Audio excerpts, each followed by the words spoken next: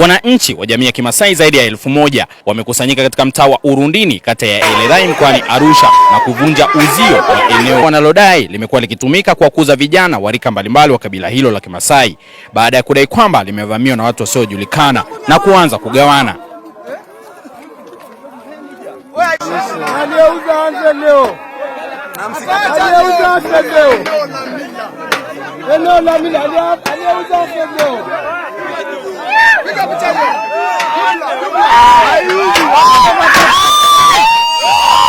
Viongozi wa jamii hiyo wakizungumza kuhusiana na swala hilo wamesema kwamba wanataka kumfahamu mmiliki halisi wa eneo hilo kwa kuwa wamekuwa wakifanya shughuli za kimila kwa kipindi cha muda mrefu.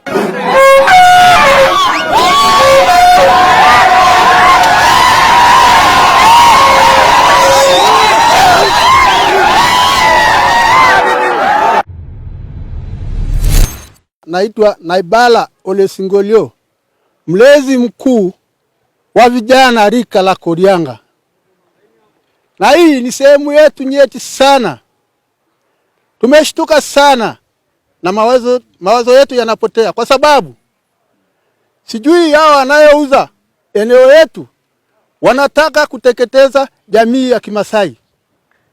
Hii eneo ndio inatunza na kukuza jamii ya Kimasai kwa rika hadi rika. Je, wakiuza iteketee? Ni sawa wameteketeza jamii letu la Kimasai.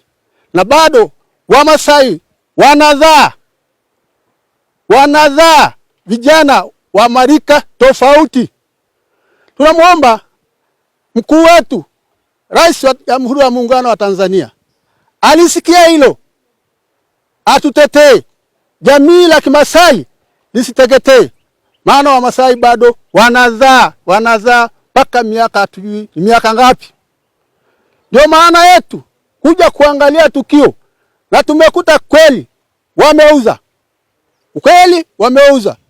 Wamekatakata ploti kama jinsi wanavyotaka. Na sio yao. Hii eneo ni jamii la Kimasai. Kuanzia mwaka 1774 uzao wa Kimasai wameanza kukutana hapa na kutunza rika tofauti ambaye hazihesabiki mpaka hivi sasa. Jina langu naitwa Yusufu Saruni Lukumai. Mimi ndio mwenyekiti wa rika mila na desturi Tanzania mikoa 5.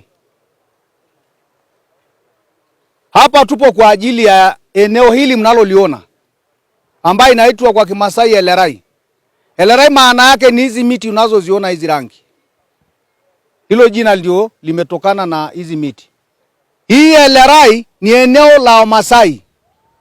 Iko miongoni mwa historical site ya Wamasai. Hapa Elerai, Eunoto, Endonyormoru ambayo inapatikana wilaya ya Siha. Sasa kwa mila na desturi kuanzishwa rika la vijana, hapa ndio inasaa rika la vijana.